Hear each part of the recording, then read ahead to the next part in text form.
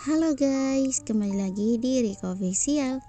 Jangan lupa like, komen, dan subscribe ya. Hari Minggu yang tenang, sangat tenang sampai-sampai terasa seperti ketenangan sebelum badai. Fritz sampai di rumahnya ketika hari sudah siang. Bahkan dia tidak memberitahukan asistennya untuk menjemput di bandara. Keinginannya hanya satu, dia ingin cepat-cepat sampai rumah dan bertemu dengan adiknya. Memastikan dengan mata kepalanya sendiri bahwa adiknya baik-baik saja. Setelah menggeledah rumahnya dan mendapati Freya sedang menikmati pemandangan di halaman belakang, Fritz langsung memeluk adik tersayangnya. Rasanya Fritz menyesali tindakannya yang tega meninggalkan adiknya sendirian di rumah, melupakan fakta bahwa dia bisa saja dengan tiba-tiba kembali merasakan depresi yang menimpanya beberapa tahun belakangan ini. Maafin kakak. Kalimat itu terus terucap hingga membuat Freya merasa semakin sedih. Jauh di dalam hatinya, Freya tidak mau kakaknya menyalahkan diri sendiri atas apa yang terjadi padanya. Seharusnya aku yang minta maaf. Aku udah melakukan kesalahan. Aku seharusnya cerita dari awal ke kakak. Tangisan Freya kembali pecah. Oke, ini tangisan yang keberapa? Kenapa sekarang dia menjadi cengeng?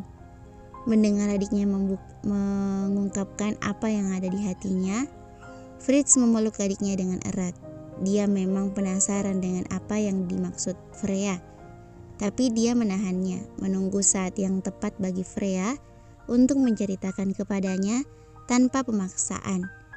Benar saja, setelah keduanya berpelukan erat yang pada akhirnya membuat Freya merasa tenang, gadis itu lalu menceritakan semua hal yang selama ini dia sembunyikan. Hal-hal yang membuatnya merasa tertekan dan gelisah. Awal mula pertemuannya dengan Troy 2 tahun lalu yang menguntitnya hingga akhirnya mereka bertemu di jalan karena Troy merasa penyamarannya sudah diketahui oleh Freya. Pertemuan mereka yang terjadi di awal semester baru kemarin karena Troy menjadi dosen pengganti. Bahkan cerita beberapa hari yang lalu tentang Freya memutuskan untuk mabuk dan berakhir di apartemen Troy. Dan yang paling membuatnya putus asa adalah hubungannya dengan Troy yang tidak pasti. Beberapa kali Troy menyebut bahwa mereka belum resmi berpisah. Padahal sebelum Freya memutuskan untuk mengikuti kakaknya, dia sudah menandatangani surat perceraian mereka.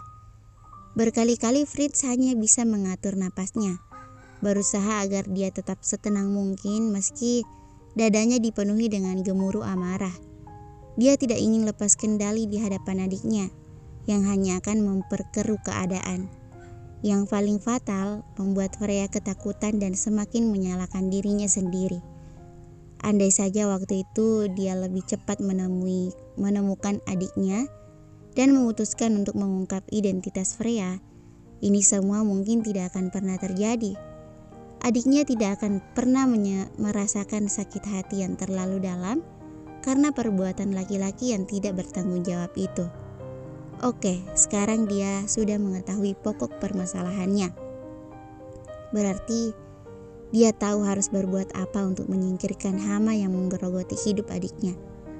Tekad itu membara karena amarah dan juga balas dendam. Hampir tengah malam ketika akhirnya Fritz meninggalkan adiknya di kamar, bahkan dalam tidurnya pun Freya tidak merasa tenang karena beban pikiran yang ditanggungnya.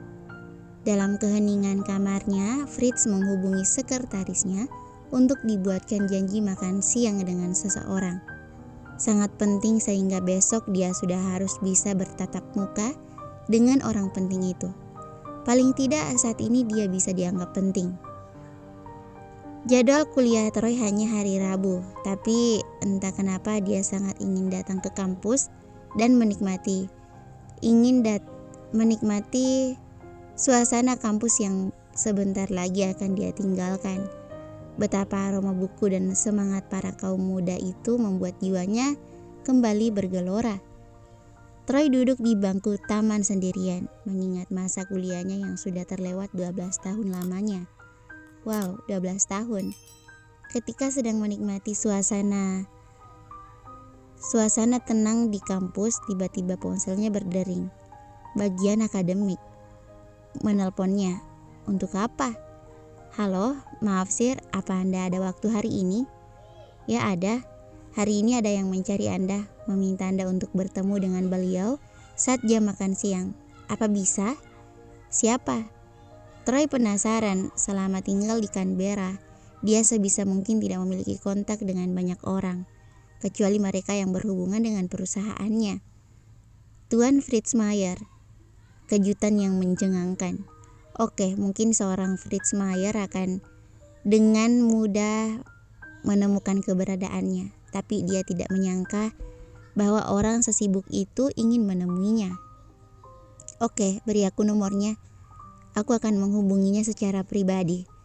Setelah memberikan nomor kontak Fritz Mayer, Troy segera mengontaknya. Dia penasaran apa yang membuat orang paling berpengaruh di Australia itu mencarinya. Ya, meskipun Troy sudah bisa menebak bahwa mereka hanya akan membicarakan satu hal, Venita. Dan disinilah Troy sekarang menunggu kedatangan orang penting sembari makan siang. Sekitar 10 menit setelah kedatangannya, Fritz Mayer datang seorang diri. Kehormatan bisa berjumpa dengan Anda, Sir. Troy bersikap ramah, bahkan dia menyambut Fritz dengan uluran tangan yang sempurna. Sayangnya Fritz hanya memandangnya dan langsung duduk di kursinya, menghadap ke arah Troy. Langsung ke intinya aja, apa maumu? Apa perpisahan itu belum cukup? Dengan wajah dingin yang tanpa ekspresi, Fritz langsung menuju inti pembicaraan yang langsung dipahami oleh Troy apa yang dia maksudkan. Perpisahan. Pertanyaan itu begitu menggelitikkan di telinga Troy. Asal Anda perlu ketahui, Mr. Mayer, aku masih suami sah Venita. Maksudku Freya. Sikap sopan yang tadi ditunjukkan oleh Troy langsung hilang begitu saja, digantikan dengan sikap mempertahankan diri dan keinginannya yang kuat.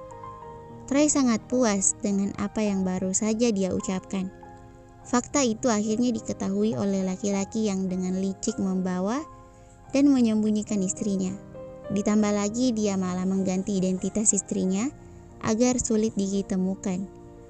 Kalaupun kalian masih suami istri, apa itu banyak berarti untukku? Asal Anda tahu, Mr. Darin, pengadilan akan dengan mudah mengabulkan perpisahan kalian kalau mereka tahu bagaimana Anda memperlakukan istri Anda. Nada penuh ancaman itu terdengar. Bahkan Troy tidak habis pikir, laki-laki tenang itu ternyata menyembunyikan banyak amarah dan kebencian. Sejenak Troy merasa ragu, antara dia akan tetap mempertahankan diri dengan angkuh atau harus mengakui bahwa hidupnya bergantung dengan istrinya. Pikirannya berputar cepat agar dia tidak kehilangan kesempatan lagi. Aku mengakui kesalahanku dan aku bersedia merubah sikap. Jadi biarkan Venita kembali bersama aku. Pada akhirnya Troy membuang jauh-jauh keangkuhannya. Maaf, aku tidak mengenal Venita. Yang aku kenal adalah Freya. Izinkan aku bertemu dengan Freya sekali saja, untuk yang terakhir kalinya. Aku hanya ingin menjelaskan semuanya tentang hubungan kami. Kalau dia dengan ikhlas mau menerimaku, aku harap kamu melepaskan dia.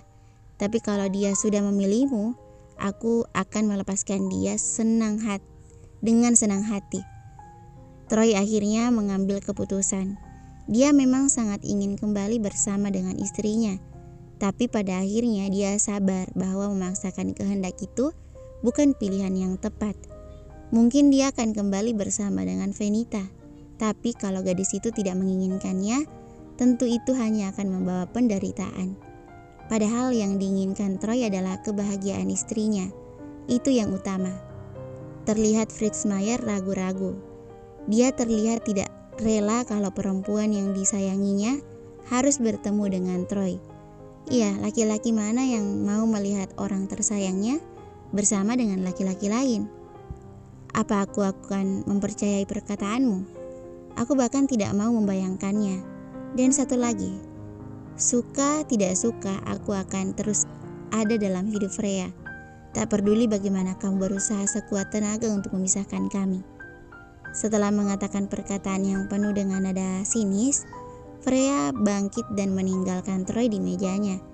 Bisa dibilang inti dari pembicaraan kali ini adalah Troy gagal membujuk seorang Fritz Mayer agar membiarkan dirinya berbincang dengan Venita. Bahkan bila itu hanya untuk yang terakhir kalinya. Dengan penuh frustasi, Troy mengacak rambutnya yang tertata rapi. Bukannya membuat dirinya terlihat acak-acakan, Troy justru terlihat menawan dan misi hairnya. Dia terlihat seperti model dalam balutan jas mahalnya. Beberapa mata tak melepaskan pandangannya dari Troy. Seketika lelaki itu keluar meninggalkan restoran. Bersambung. Thank you for watching.